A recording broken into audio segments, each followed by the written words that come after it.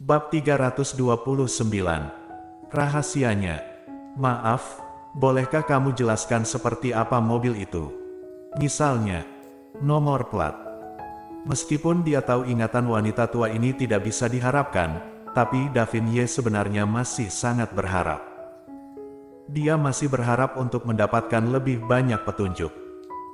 Wanita itu menatapnya dengan serius, tiba-tiba tersenyum dan berkata, "Mengapa kamu bertanya begitu banyak? Aku lihat gadis itu masuk ke mobil dengan keinginannya sendiri. Apa yang ingin kamu lakukan? Masuk ke mobil dengan keinginan sendiri." Davin Ye terdiam, dan itu pasti seseorang yang dikenal oleh Claire Sen. Hanya saja, siapa lagi yang dikenal Claire Sen? Terima kasih, aku adalah temannya. Karena tiba-tiba tidak bisa menghubunginya, aku menjadi cemas. Aku sudah mencarinya dari tadi tapi tidak ketemu. Ternyata begitu. Aku tidak ingat plat nomornya, tapi aku ingat mobil itu berwarna hitam. Davin Ye menghela nafas pelan di dalam hati. Seharusnya dia tidak menaruh harapan untuk wanita tua yang ada di depannya. Ada banyak mobil hitam. Terima kasih, aku pergi dulu ya. Dia harus menelepon untuk memberitahu Gita tentang hal ini, dan sekalian bertanya siapa lagi yang dikenal Claire Sen, agar dia dapat menemukan petunjuk. Setelah mendengar berita itu, Gita merasa sedikit lega, tetapi menjadi bingung, mobil hitam. Wakil CEOY, apakah kamu yakin dia masuk ke mobil secara sukarela? Tidak yakin. Davin Ye berkata dengan ekspresi dingin, tapi jika sesuai dengan pernyataan wanita tua itu, selama dia tidak salah melihat, Claire Sen seharusnya tidak dipaksa masuk ke dalam mobil. Gita terdiam, dia mengangguk setuju, benar juga, jika dipaksa masuk ke dalam mobil, kamu pasti akan melawan, tetapi karena wanita tua itu mengatakan bahwa dia masuk ke dalam mobil secara sukarela, seharusnya dia tidak berada dalam bahaya. Tapi karena dia belum ketemu.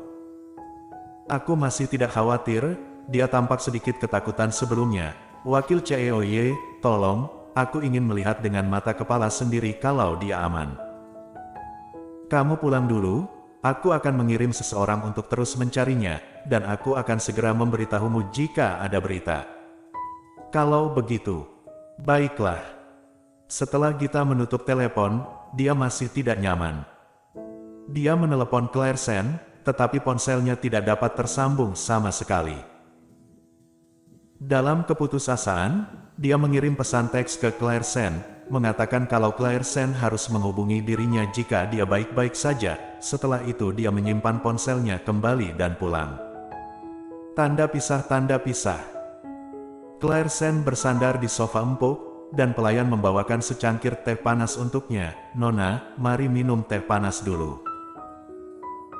Claire Sen bersandar di sana tidak mau bergerak, lagi pula dia tidak memiliki kekuatan untuk menjangkau dan mengambilnya, tetapi dia masih menggelengkan kepalanya dengan sopan pada pelayan itu, dan kemudian berbisik, "Terima kasih, aku tidak perlu teh."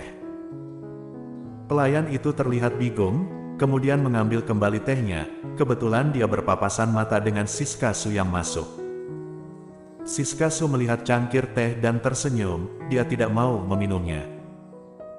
Pelayan itu mengangguk, wanita muda itu tampaknya sedang tidak dalam kondisi hati yang bagus, jadi. "Begitu, kamu bisa melanjutkan."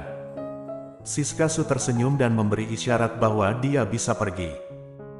Dia merasa lega dan bergegas pergi dengan, dia benar-benar takut Siska Su akan membiarkannya terus berurusan dengan Claire Sen. Meskipun dia tampak tidak berbahaya dan malah sopan, tapi dia tidak bisa menghadapi emosi seseorang yang tidak stabil. Siska Su melangkah masuk dan berjalan ke arah Claire Sen. Melihat suasana hatinya yang masih serendah ketika dia datang, dia tidak bisa menahan senyum. "Apa yang membuatmu begitu tertekan?" Mendengar suara yang familiar itu, Claire Sen mengangkat kepalanya dan menatap Siska Su. "Aku baik-baik saja."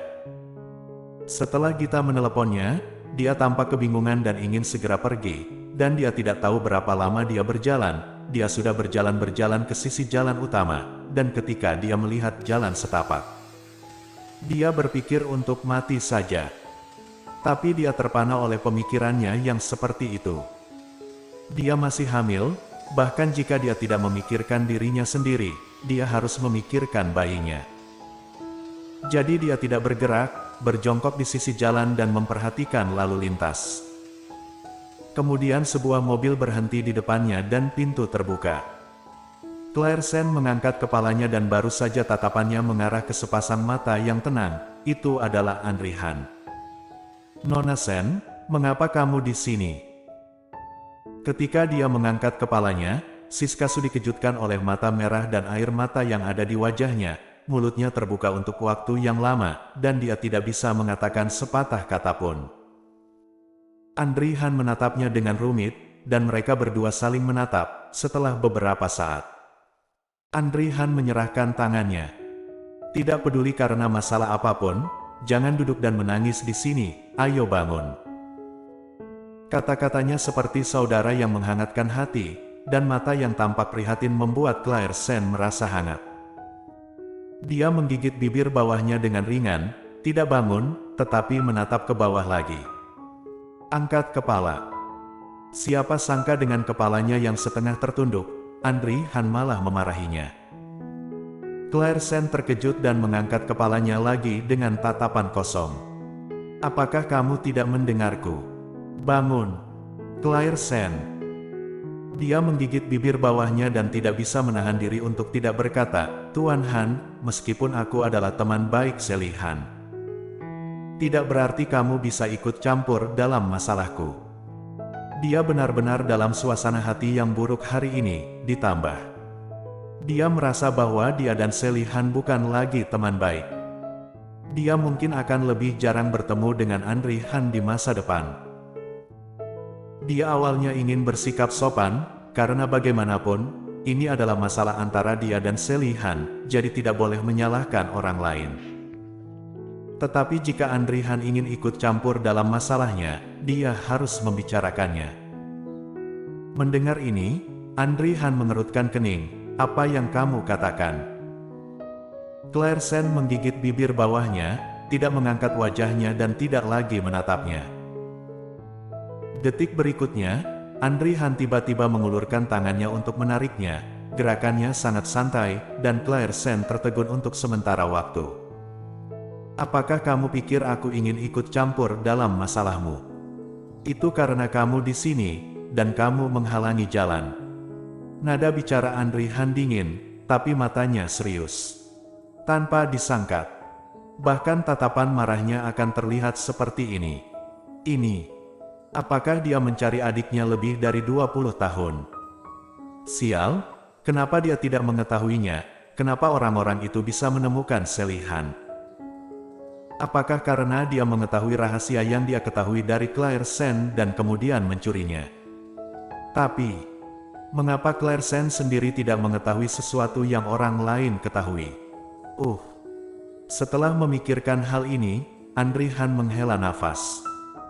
"Pergi dari sini dulu, penampilanmu sekarang terlalu menyedihkan." Claire Sen terkejut, tentu saja dia tahu bahwa dia malu seperti ini, tetapi dia sedang tidak dalam suasana hati yang baik sekarang, jadi dia tidak keberatan. "Kalian pergi saja. Siskasu, bawa dia ke dalam mobil." Andri Han memerintahkan dengan dingin.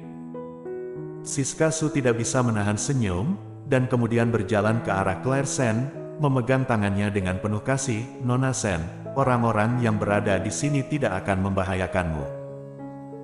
Aku rasa sekarang tidak ada teman yang ada di sisimu, ikuti kami dulu, pergi dari sini." Setelah itu, Siskasu menariknya ke dalam mobil. Meski tindakannya tampak sopan, sikapnya masih sangat keras. Bersambung.